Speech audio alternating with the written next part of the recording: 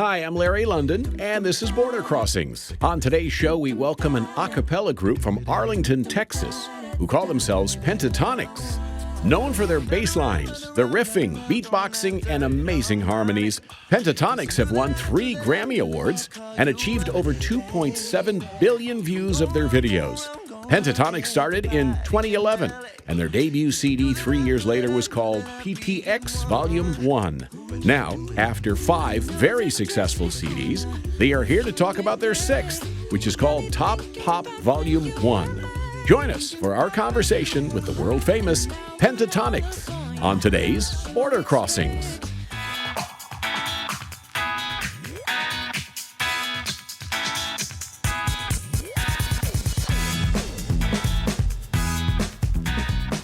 Hi, this is Larry London. Welcome to a very special Border Crossings. Today we are having an opportunity to speak with one of the hottest singing groups on the planet, 3-time Grammy winners.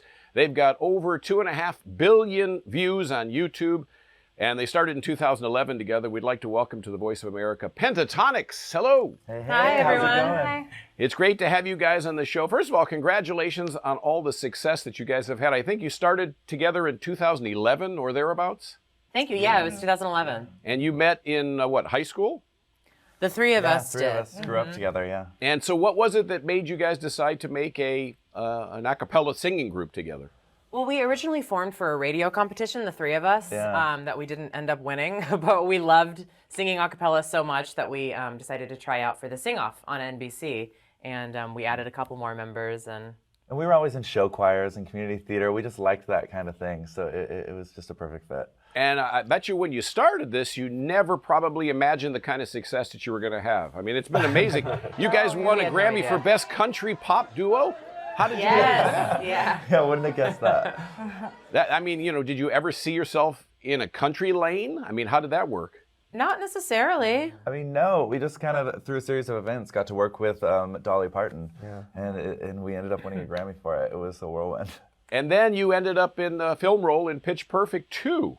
Yes. So I guess films like Pitch Perfect and the TV shows like Glee, they've really helped to make a cappella music mainstream. Oh, absolutely. Yeah, exactly. It's all really good timing. And so do you have any other film roles planned for your group? Oh, that would be That would be fun. Not yet. Not yet. You're not But going we're to sing. crossing our fingers. Are you going to sing a cappella in the next Terminator film or something? A cappella Terminator. Terminator as a Wow, concept. that's a concept, yeah. That's hilarious. On Broadway. That would be fun. So the new album, is your 6th album, I believe, and it's called Pop Volume 1. Top Pop Volume 1, Yeah. yes. So tell me about the new album, Pop Volume 1. So it's just a bunch of covers from the last year of some of the biggest songs that have come out, and we put our own fresh little PTX spin on them. Mm-hmm. And how do you guys decide which songs you're going to sing? I mean, is it a group process? Is there one person in the group that's like kind of appointed as the person who makes the decision? What's the process? We all just kind of pitch our favorite songs. Yeah, just sit down in a circle. And we kind of know. We've arranged so much at this point that we just like kind of know what song is going to work. They have to have the right melody and chords, and yeah, we just give the arrangements a shot. Mm-hmm. And so because your style of music is so harmonized, it's all built around harmonies, I imagine there's a lot of rehearsal involved, hours and hours of rehearsing. You know, it's not as brutal as you would think. Yeah, I we've think got it down. we know our formulas so well. We learn arrangements really quickly. The muscle memory muscle is really strong by now. So it's, obviously you're all very talented individually as well as collectively. Have any of you thought of a solo career along the way, or has this always been the plan and this is the way it's going to work, Pentatonix, forever? I mean, we all love Pentatonix, but we have our own separate projects too. We love branching out and doing different creative avenues, but We're all really hardworking, so we've been able to do it all. We all have our own little solo things, and we all do PTX as well. We actually took a red eye here from another project we had to get here like just an hour ago.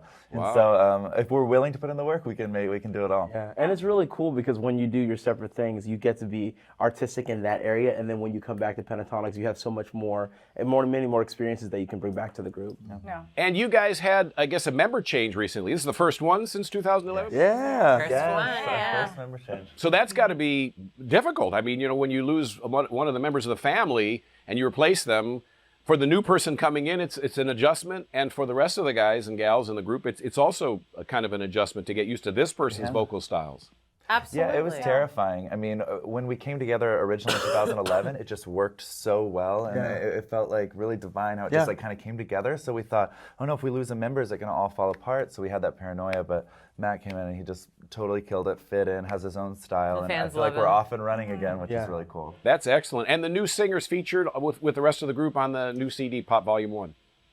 Yes. No, that's excellent. So is this like, I mean, you've done two Christmas albums along the way as well with the 6 CDs. So is this like old hat now? I mean, you mentioned Muscle Memory, or is every album a little different than the one before it? What's it feeling like, the vibe for you guys? I mean, it's kind of a combination of both a little bit. We stick with what we know. We know our strong suits and our skill sets and what works really well in the group, but we always love pushing the boundaries a little bit and, you know, taking the brand to the next level, taking the music to the next level.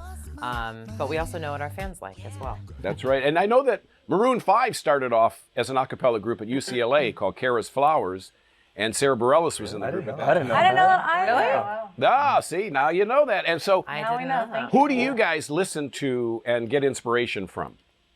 Oh, I mean, Oh man, it's all so very vastly diverse. different. Very eclectic. We all really like strong vocalists, I would say. We're really inspired by strong vocalists.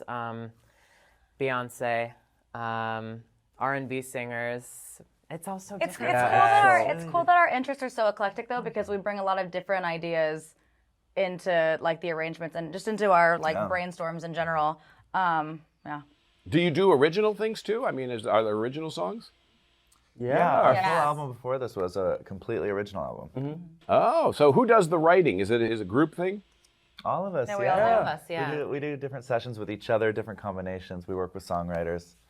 Wow. And I know that you guys are not only big in the United States, where there's a huge following for you. What are your fans known as, by the way? Do you guys know what the fans call themselves? Pentaholics. Pentaholics, yeah. Oh, I love it. Now, you're also known outside of the U.S. You've performed in many, many places, released CDs in Japan and Korea and all over the place. What's it like performing outside of the U.S. for you guys? It's amazing. It's the coolest thing ever. Absolutely. It's such a different experience with each country, too. Yeah. It's really exciting. Yeah. Do you have Well, favorite see different places you cultures like to and- go? We all love Japan. That's always our go-to. Collectively, we always have such a good time there. But everywhere, Germany, Italy, France. The UK is amazing, too. And they receive, a cappella harmonies so well because it's, in a second language for them. English is not the first language in many of these countries. It's easy to understand, so they can enjoy the words and sing along. Yes. Yeah. It is cool when you go to different countries, they know like the exact arrangement because that's kind of just like, obviously music is like the universal language, so everyone is just knowing all the parts and it's just so cool when we travel. Music is the universal language. I love that. So what have your highlights been besides the Grammys? I mean, coming there, and the first Grammy I'm sure was really special because your name, Pentatonix, come on up, and whoa. But what other highlights have you had so far along the way in the, what is it, 7 years now?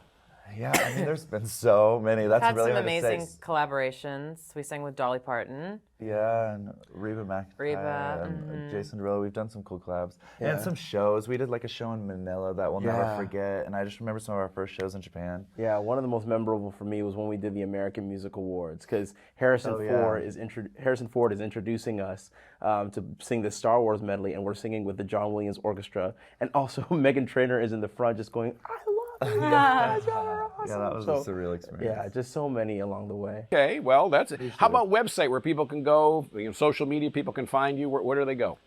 Yeah, it's PTX Official on Twitter and Instagram, and then our website, ptxofficial.com/tour, if you want to buy tickets. Can you do that again slowly because of our language difference around the world? So one more time. Oh, yeah. Oh, yes. Absolutely, yeah. ptxofficial.com/tour for more info on tickets, and then PTX Official for Instagram, Twitter. Yeah. Okay, and I know that, you guys have had, like I say, tremendous success. How many millions of people subscribing now? I think there's 13 million subscribing to your YouTube. We just hit 15 Just hit million. 15 million subscribers. Unbelievable. And you Very got started crazy. on YouTube. That's kind of where you got discovered. Yeah. Yeah. Wow, thank goodness for social media. Yeah. Indeed. So, the name Pentatonix, when I mentioned on the show you guys were coming on the program, I got a few email people saying, where does that name come from? Oh, it comes from a scale called the Pentatonix scale, which is this scale used in a lot of cultures. That's just kind of, it's one of the only scales that's just naturally understood by the human brain. And it has 5 notes in it, so it's perfect. Oh, perfect. Music name for a music group. Now, I love your harmonies. I love your sound and the energy. You guys have a lot of fun, obviously, doing what you're doing. And so I just, a cappella is it's a vulnerable style of music because you don't have any music accompaniment, but you guys do beatbox. Yes. Yeah, beatbox again. Well, congratulations to you guys on all your success. Pop Volume 1, which leads one to believe there will be more volumes. Yeah. We think so. Pentatonix, Pop Volume 1. Thank you guys for being on our show today. Thank you. Of course. so Thanks much. for having us. Pentatonix here on the Voice of America. This is Border Crossings.